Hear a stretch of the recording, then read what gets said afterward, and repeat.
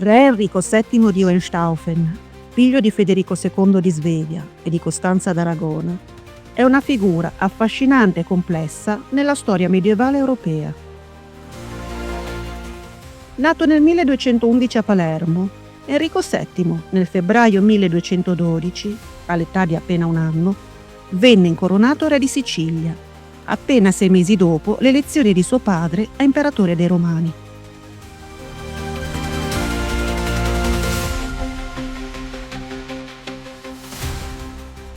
Nel 1220, a soli 9 anni, i principi tedeschi lo elessero re del Sacro Romano Impero, ponendolo dapprima sotto la tutela dell'arcivescovo di Colonia Engelberto di Berg e poi, dopo la morte di quest'ultimo, sotto quella del duca Ludovico I di Baviera. La sua vita sembrava destinata ad un grande futuro, ma i conflitti politici, gli intrighi di corte e le tensioni col padre, nonché talune gravi patologie che lo afflissero, ne fecero un tortuoso e triste cammino che si concluse con la sua prematura ed enigmatica morte. Sarà proprio quest'ultima al centro della nostra indagine, tra interpretazioni documentali e rilievi paleopatologici.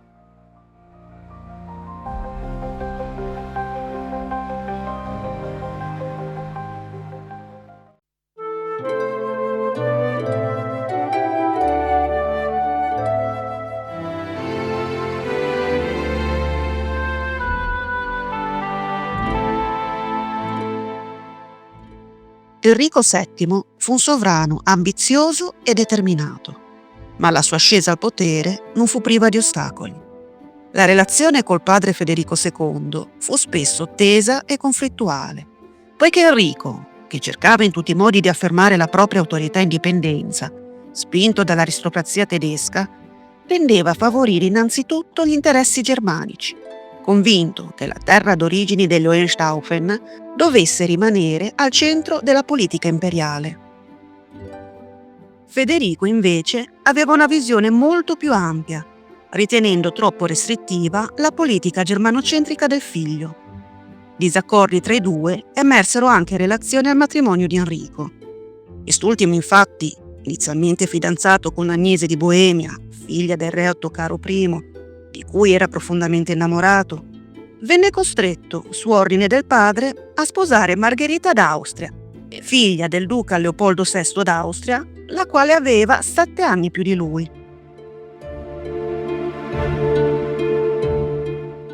Tra i due non vi era alcuna affinità, né scoccò mai alcuna scintilla d'amore, al punto che 3 anni dopo Enrico pensò di ripudiarla.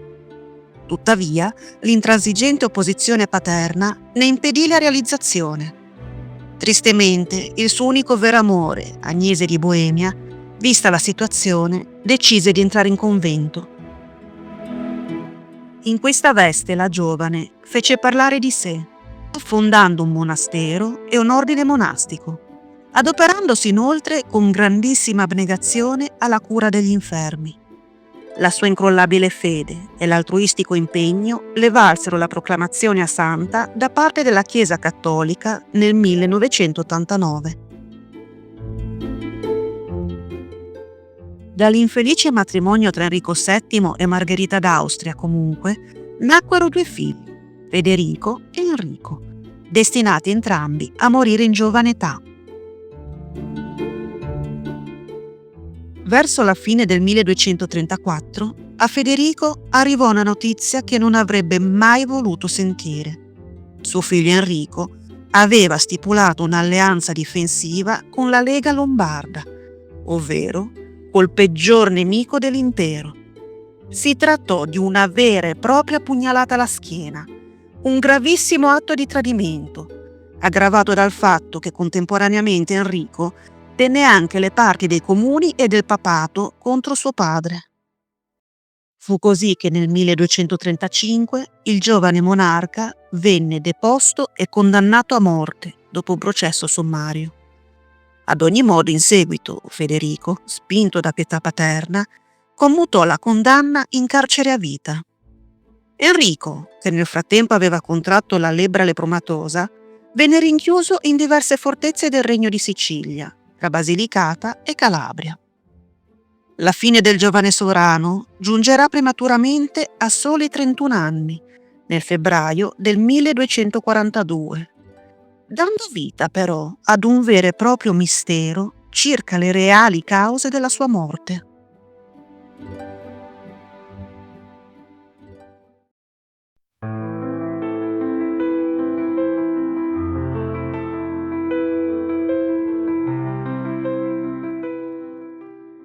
Sui possibili fattori che determinarono la morte di Enrico VII si conoscono tre differenti versioni.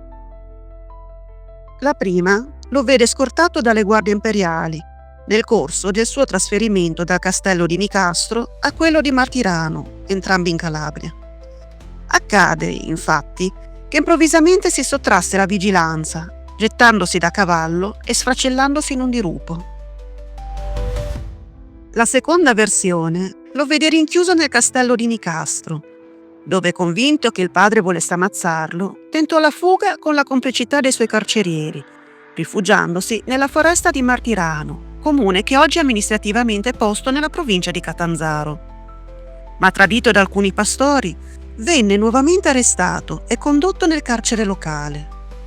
In seguito, durante un suo trasferimento a San Marco, in provincia di Cosenza, sarebbe caduto in un burrone, non si sa se per suicidio o per disgrazia.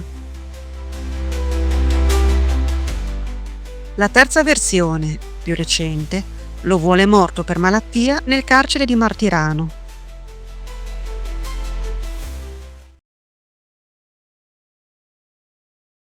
Sulla morte del giovane monarca è alleggiato per lungo tempo il sospetto che fosse stata in realtà ordinata da Federico II. Ma recenti studi sembrano scagionare in via definitiva lo stupor mundi. Invece non lo volle consegnare al rogo, come pure richiedevano le sue costituzioni di Melfi, tramutando, come abbiamo visto, la condanna a morte in carcere a vita.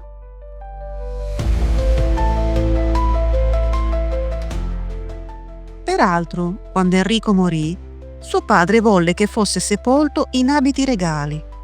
Ricordiamo anche che in una lettera dettata da Federico II a Pier delle Vigne, letterato responsabile della sua cancelleria, l'imperatore piangeva disperatamente la prematura morte del suo primogenito.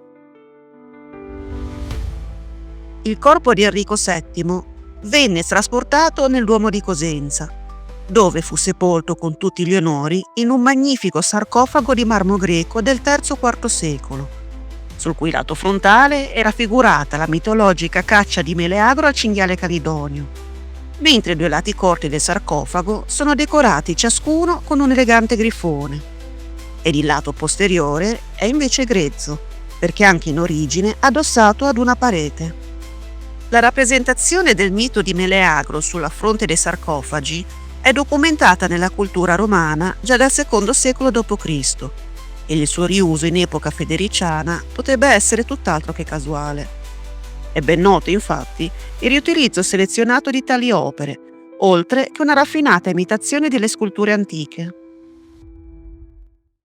La provenienza del sarcofago di Enrico VII è ignota. Quel che sappiamo dalle analisi minero-petrografiche e geochimiche è che il manufatto è stato realizzato in un'unica lastra di marmo proconnesio, derivante cioè dalla cava di Proconnesus, isola nel Mar di Marmara in Turchia, la cui importazione in Italia inizia dal II secolo. Con questo marmo è addirittura realizzato l'arco di Traiano di Ancona. Il sarcofago venne rinvenuto nel 1934 nel corso dei lavori di restauro del Duomo di Cosenza, interrato vicino ad uno dei pilastri della navata centrale. Vista la preziosità del rilievo e la buona conservazione del sarcofago, è ragionevole supporre che originariamente in chiesa occupasse un posto di particolare importanza, essendo probabilmente accorpato ad un grandioso mausoleo, in seguito distrutto per ragioni di razionalizzazione degli spazi intorno al 1576. Ed è proprio una cronaca di quel tempo ad informarci della sua apertura e di ciò che vi fu rinvenuto al suo interno: uno scheletro coperto da una logora tunica di color lionato, cioè fulvo come il manto di un leone, con ricami d'oro e d'argento e con un'aquila d'argento a rilievo.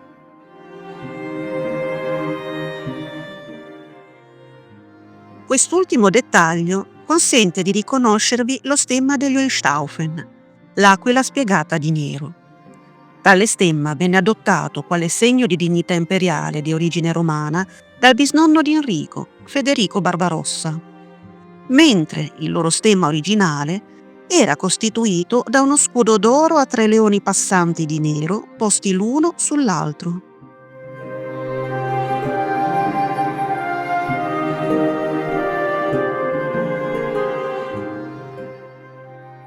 L'incertezza sulle cause della morte di Enrico è essenzialmente riconducibile alla controversa interpretazione data in passato dagli studiosi ad una frase latina riportata da 3 diverse fonti cronachistiche: quella di Riccardo di San Germano, di Salimbene da Parma e dal cosiddetto anonimo cronista umbro.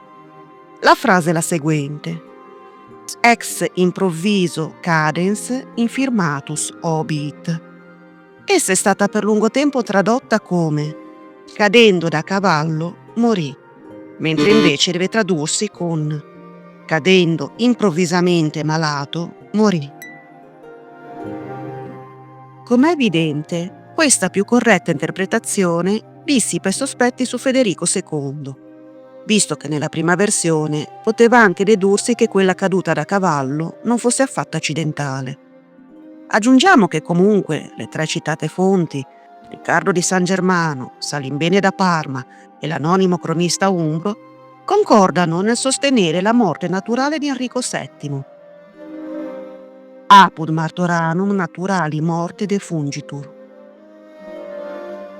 Peraltro, come vedremo tra breve, l'imperatore verrà ulteriormente scagionato dalle evidenze scientifiche ottenute dall'esame medico dei resti del figlio.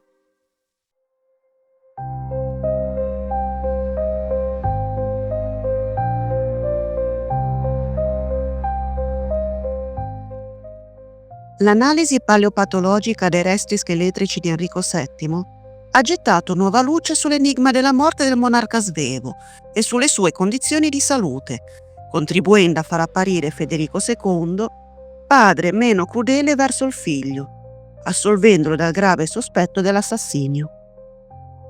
Il 4 novembre 1998, un'equipe di paleopatologi del Dipartimento di Oncologia dell'Università di Pisa, guidata da professor Gino Fornaciari ed affiancata da professor Pietro De Leo del Dipartimento di Storia dell'Università della Calabria, ha esaminato i resti contenuti nel sarcofago. Questi ultimi, sebbene frammentari, hanno rivelato che Enrico VII era un uomo vigoroso, alto circa 1,72 m, statura da considerarsi elevata per l'epoca, deceduto fra i 30 e i 35 anni di età.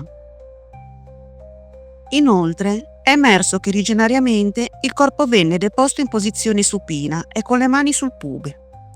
La sua teca cranica era caratterizzata da un notevole spessimento, forse dovuto a iperostosi porotica, ovvero da una condizione patologica caratterizzata da un'eccessiva proliferazione della matrice ossea, che porta a un aumento della densità scheletrica.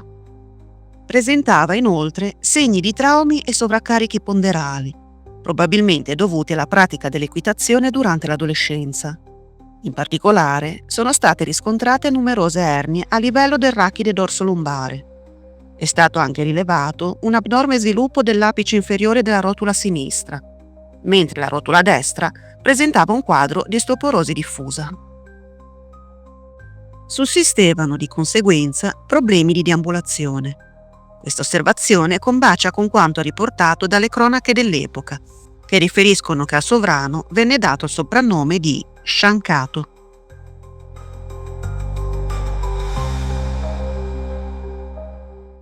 Sono poi emerse numerose lesioni erosive di alcuni distretti cranici, che denunciano come il sovrano fosse affetto da lebbra lepromatosa, il tipo più grave e diffuso a quel tempo. La malattia, che lo aveva sfigurato consumandolo letteralmente, era stata contratta alcuni anni prima della morte. Il quadro clinico emergente sembra perciò scagionare Federico II dall'accusa di probabile mandante dell'omicidio di suo figlio, che molto più probabilmente passò gli anni di cattività in una sorta di prigione dorata, terminando la propria vita in maniera naturale, come riferiscono i già citati cronisti del suo tempo. Vista la sua giovane età, si è certamente trattato di una qualche patologia. Lo storico Vincenzo Vilella ipotizza l'anemia perniciosa o la malaria.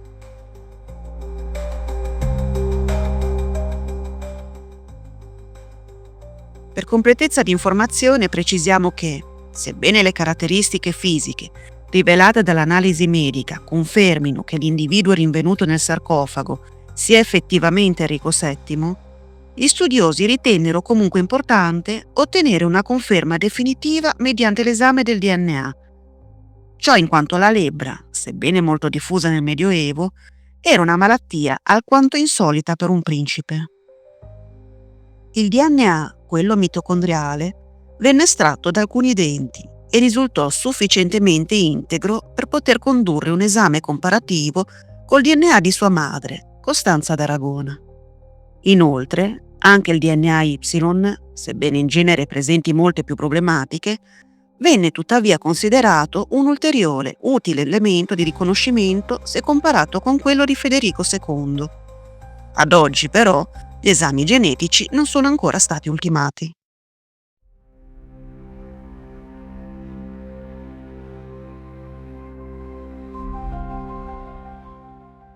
La figura di Enrico VII è spesso oscurata dalla grandezza del padre, Federico II, ma quello in cui visse rappresenta un periodo cruciale nella storia del Sacro Romano intero.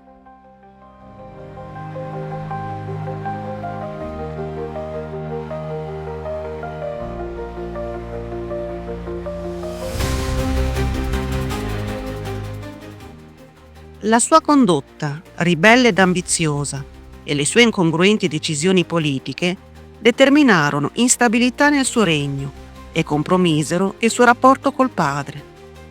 Lo stesso Federico, in una lettera del giugno del 1241, scrive ai senatori romani rimarcando le ragioni profonde del contrasto col figlio.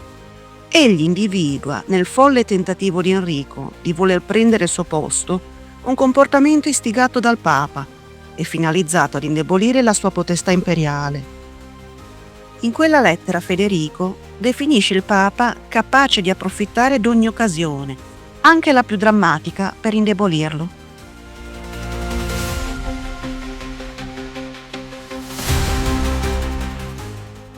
Verso il termine della breve esistenza di Enrico, la tragica condizione di prigionia e malattia fece emergere in Federico sentimenti paterni mai manifestati prima, che si rivelarono ancor più intensi in occasione della sua tragica scomparsa.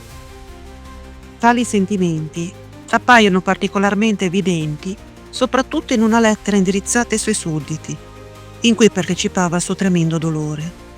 In essa, pur richiamando le tensioni causate dalle ambizioni di suo figlio, manifestava, nonostante tutto, una grande pietà paterna.